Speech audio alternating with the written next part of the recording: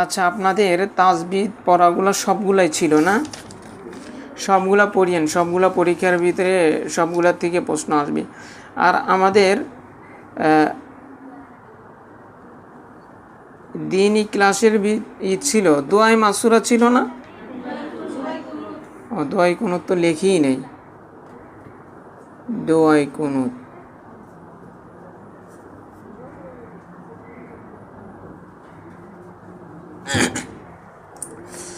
আচ্ছা দেখেন, আমাদের পরীক্ষা আমি যেটা বললাম যে আপনাদের আগামী সপ্তাহে ঈদের ছুটি, আগামী সপ্তাহে ঈদের ছুটি।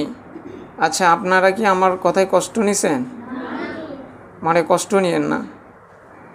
কষ্ট যদি কেউ পায় থাকেন আল্লাহর রাস্তায় ক্ষমা করে দিয়েন, কিন্তু আমি কষ্ট দেওয়ার জন্য মা বলি না।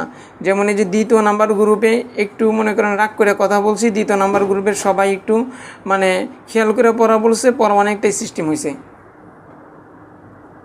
এই কারণে একটু রাগ করে কথা বলি, এই কারণে। নচেত মারে আমি আপনাদের সাথে রাগ কেন করব? আপনারা তো আমার মাথার উপরের, তাই মানে কষ্ট নিয়েন না। তো আমাদের আগামী সপ্তাহে ঈদের ছুটি, আগামী সপ্তাহে ঈদের ছুটি।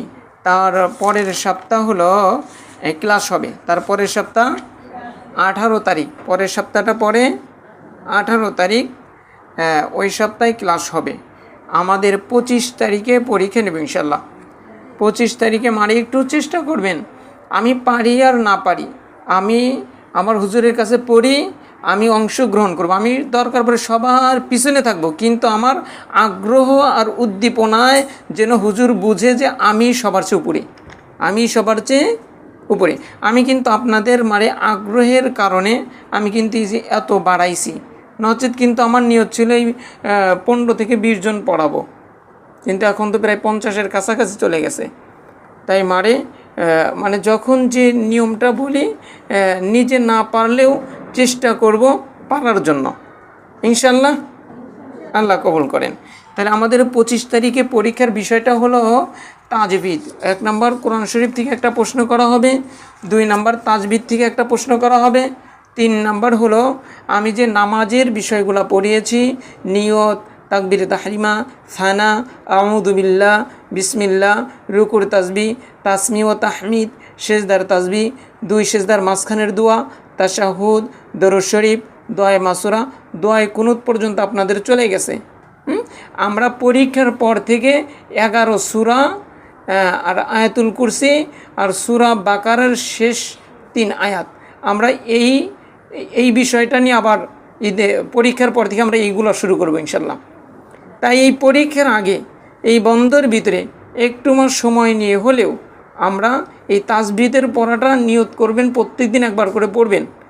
2 নাম্বার এই যে নিয়ত, তাকবীরে তাহরিমা, এগুলো নামাজের ভিতরে পড়বেন, একটু খেয়াল করে পড়বেন যাতে পরে আর পড়া না লাগে। তাহলে 3টা গেল।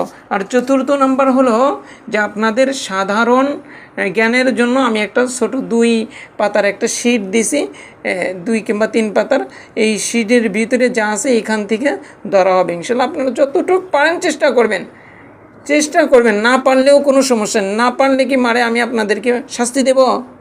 এটা এমনি মজা করে নাই কইছি, কিন্তু এটা তো অসম্ভব। তাই মারে এটা খেয়াল করবেন ইনশাআল্লাহ। তাহলে 1 নাম্বার কোরআন থেকে একটা প্রশ্ন হবে, 2 নাম্বার তাজবিদ থেকে একটা প্রশ্ন হবে, 3 নাম্বার নামাজের ভিতরের দোয়া দরুদ থেকে একটা প্রশ্ন হবে, 4 নাম্বার সাধারণ জ্ঞান থেকে একটা প্রশ্ন হবে, অর্থাৎ শীট থেকে একটা প্রশ্ন হবে ইনশাআল্লাহ। আপনারা সকলেই প্রস্তুতি নেবেন নাকি রাগ করবেন যে হুজুর আমাকে এই বয়সে এগুলো কী দেন, ঝামেলা দেন? কে ঝামেলা না মা, একটু চেষ্টা করবেন, দেখবেন হয়ে যাবে ইনশাল্লাহ। চেষ্টা না করলে দেখবেন যে যেটা জানেন ওটাও ভুলে যাবেন। হ্যাঁ, এইটাই খেয়াল রাখবেন। তাইলে আমাদের দোলা বোন, আপনি বুঝছেন বিষয়গুলো? আপনি আচ্ছা ঠিক আছে। তাইলে আমাদের পরীক্ষার বিষয়গুলো, ছুটির বিষয়টাও চলে গেল। 3 নাম্বার বিষয়টা হলো আগে, সেটা হলো যে আজকে যে একটু রাগ করে কথা কইলাম, এর জন্য কষ্ট নিয়েন না, এর জন্য মাফ করে দিয়েন, ঠিক আছে ইনশাল্লাহ? আল্লাহ মাফ করে দেন, আল্লাহ মাফ করে দেন। তো আর একটা বিষয় হলো যে আমাদের এই যে মাসটা চলতেছে, এই মাসটা কি মাস? জিলহজ মাস। তাহলে জিলহজ মাস এটা আরবি মাসের কততম মাস? 12তম মাস, অর্থাৎ শেষ মাস, অর্থাৎ শেষ মাস। তাহলে জিলহজ মাস হলো আরবি বছরের শেষ মাস। আরবি বছরের হিসাব রাখা কি ইসলামী শরীয়তে এর বিধান কি? আরবি মাসের হিসাবটা রাখা ইসলামী শরীয়তের বিধান কি? আমি বলেছিলাম ফরজে কিফায়া। একটা হলো ফরজে আইন। ফরজে আইন হলো আপনারা যারা আছেন সবার উপরে যেটা ফরজ ওইটা বলে ফরজে আইন। এই যে এটাও মনে রাখেন, এই যে একটা বিষয় আসলো, ফরজ 2 প্রকার। ফরজ কয় প্রকার? একটা হলো ফরজে আইন আর একটা হলো ফরজে কেফায়া। একটা হলো ফরজে আইন আর একটা হলো ফরজে কিফায়া। ফরজে আইন বলা হয় যেই ফরজগুলা বালেগ পুরুষ বালেগ নারী সবার জন্যই যেটা আদায় করতে হয় সেই ফরজকে ফরজে আইন বলে। যেমন আপনার উপরেও জোহরের নামাজ ফরজ, আমার উপরেও জোহরের নামাজ ফরজ, আপনার যেই মেয়ের 10 বছর বয়স হয়েছে তার উপরেও ফরজ, ছেলের উপরেও ফরজ। আর ফরজে কিফায়া বলা হয় যে সবার উপরে ফরজ না। মনে করেন আমরা এই যে এখানে 30 জন মনে করেন আসি, এই 30 জনের একজন যদি ওই আমলটা করে তাহলে সবার পক্ষ থেকে ওটা আদায় হয়ে যায়।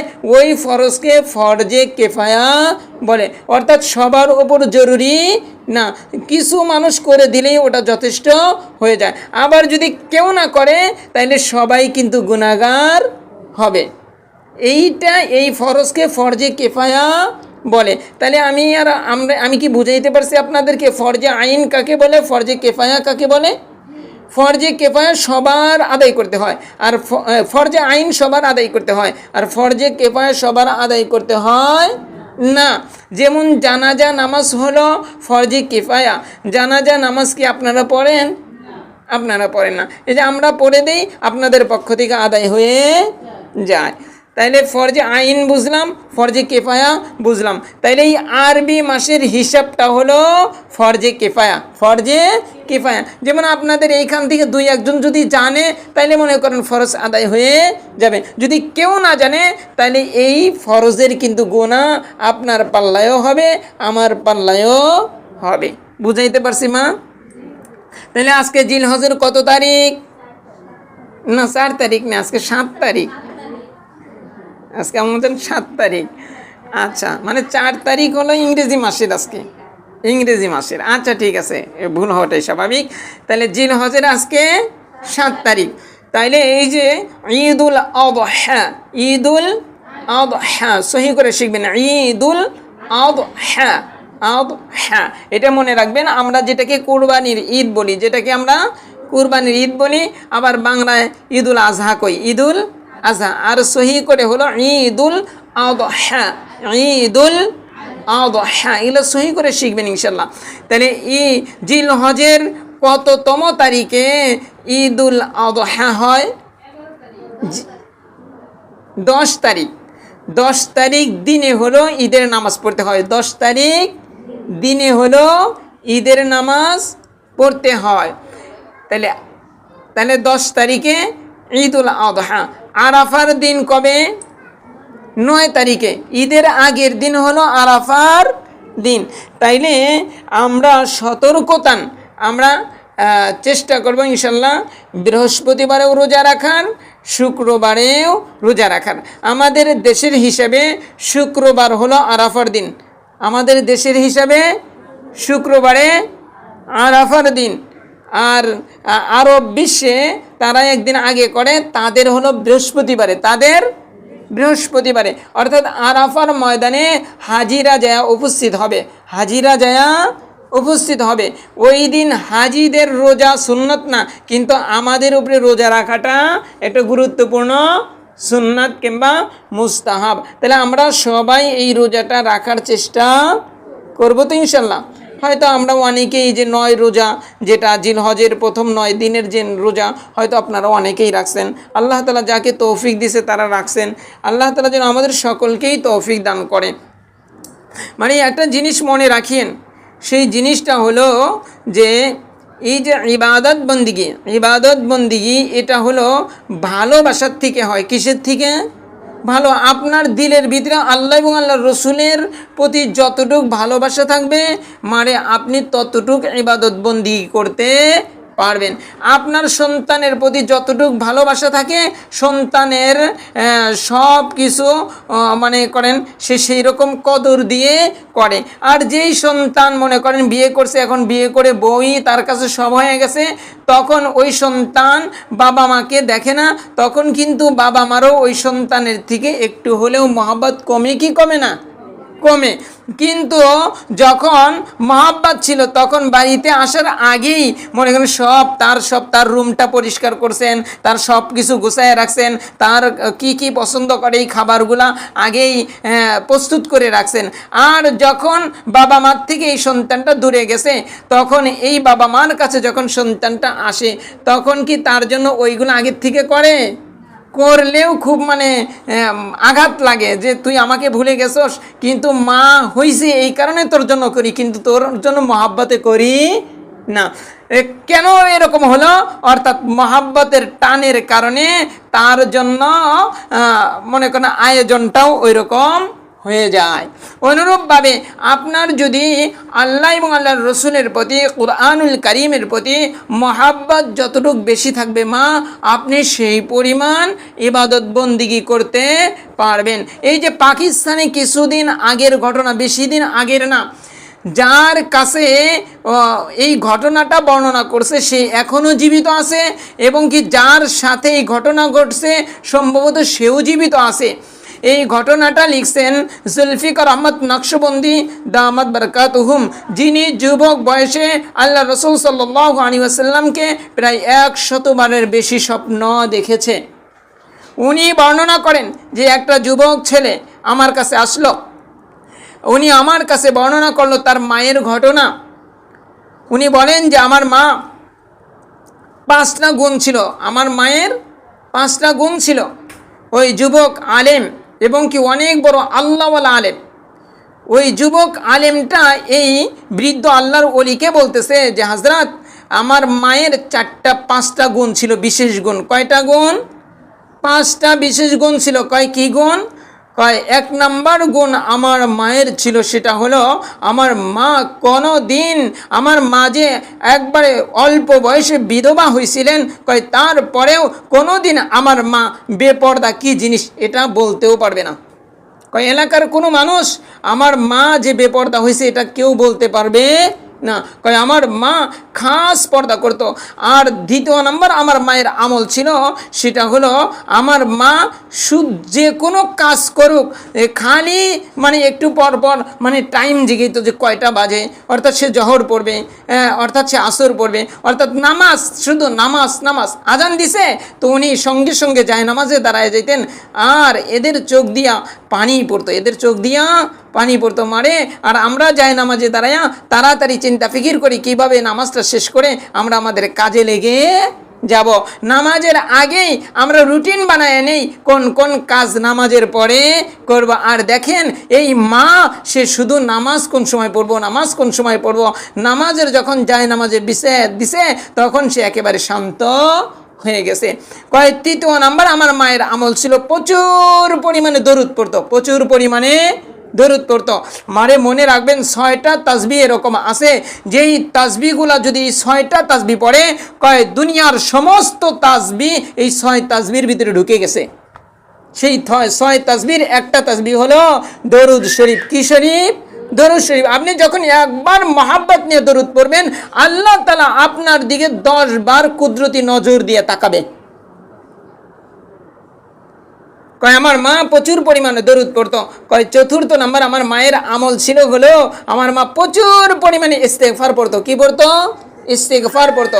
কয় দরুদের ভিতরে শ্রেষ্ঠ দরুদ হলো দরুদ ইব্রাহিম, আমরা যেটা নামাজে পড়ি। আর দরুদের মধ্যে সবচেয়ে ছোট দরুদ হলো সাল্লাল্লাহু আলাইহি ওয়াসাল্লাম। আর উনি বলেন যে আমার মা চতুর্থ নম্বর আমল যেটা বেশি করতে কয় সেটা হলো ইস্তেগফার।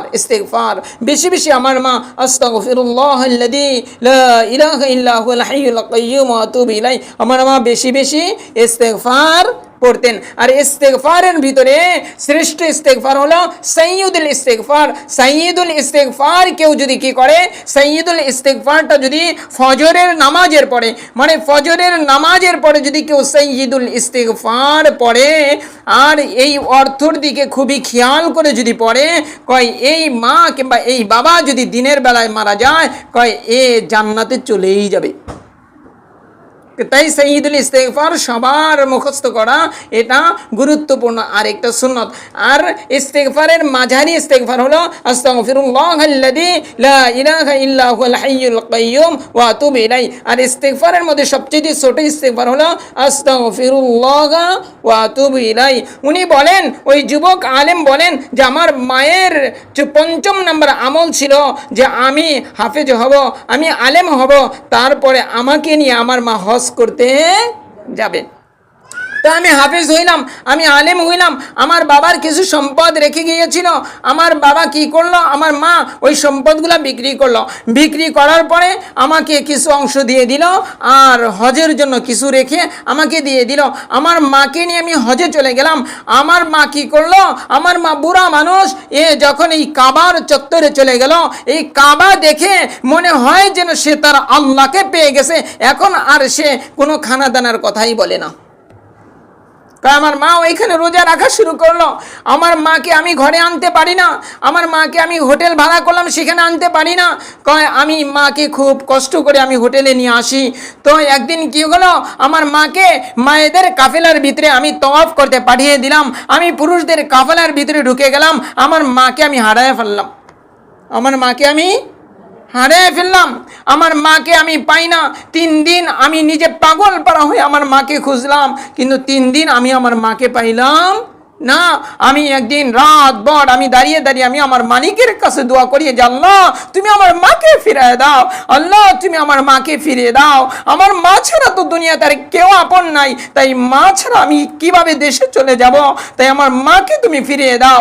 কয় এই আল্লাহওয়ালা আলেম নামাজে দাঁড়িয়ে দাঁড়িয়ে চোখের পানি ছাড়ে মায়ের জন্য, আর আজকে আমাদের সন্তানগুলা মাকে ভুলে চিরোত্তরের জন্য মাকে ভুলে চলে যায়। বিবি পেয়ে সে মার দিকে তাকায় না, বিবি পেয়ে সে তার বাবার দিকে তাকায় না।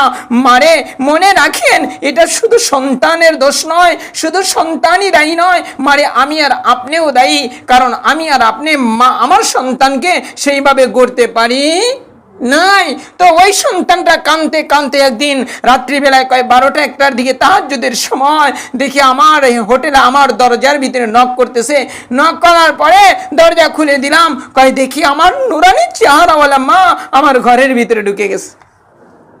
তখন মাকে আমি জড়িয়ে ধরে বললাম, মা তুমি কিভাবে আসলা? কয় কে, আমি তো ওই কাবার চত্বরেই ছিলাম, আমি কাবা ছাড়া তো আমাকে আর ভালো লাগে না, আমি কাবার চত্বরেই ছিলাম, তো 3 দিন যাবত আমি তোমাকে পাই না, আমি কাবার চত্বরও ছাড়ি নাই, আমি ওইখানেই ছিলাম, কিন্তু আজকে কাবার চত্বরে তুমি আমাকে কিভাবে যে মানে টেনে হিসড়ে নিয়ে আসলা? কই কই আমি তো কাবার চত্বরে আমি সেই ঈশা পড়ে আসছি, আমি তো আর যাই নাই। কয় না, তুমি তো আমাকে টেনে টেনে নিয়ে আসলা, আসার পরে এই বিল্ডিংয়ের নিচে তুমি বলতেছো যে মা তুমি উপরে চলে যাও, আমি কিছু নিয়ে আসি, আমি কিছু নিয়ে আসি, এইটা বলে তুমি চলে গেলা, এখন দেখি তুমি রুমেই রয়েছো। তখন উনি বলে, উনি সিজদায় পড়ে গেল, হয়তো যে সিজদা দিয়ে আল্লাহ তাআলার কাছে শুকরিয়া আদায় করতেছে যে আল্লাহ তুমি আমার মা তো অনেক বড় আল্লাহর ওলি, তোমার প্রিয় বান্দি আমার মাকে তুমি ফেরেশতা দিয়ে আমার কাছে পৌঁছায় দিছো। তাই মারে সেইভাবে নিজের জীবনটা গঠন করি, সেইভাবে নিজের জীবনটা গঠন করি। এই যে গুরুত্বপূর্ণ মাস চলে যাচ্ছে, এই মাসে যেন আপনার গুনাহ না হয়, আমি আর আপনি যেন আল্লাহ তাআলার প্রিয় বান্দি হতে পারি। আল্লাহ তাআলা আমাকে আপনাদের সকলকে তৌফিক দান করেন। তো আপনাদের আগামী সপ্তাহটা হলো ঈদের ছুটি, আর সামনে পরীক্ষার প্রস্তুতি নিয়েন। আর আজকে হয়তো একটু আগে একটু কঠিন কথা বলছি, এজন্য আমাকে ক্ষমা করে দিন। আসসালামু আলাইকুম ওয়া রাহমাতুল্লাহ।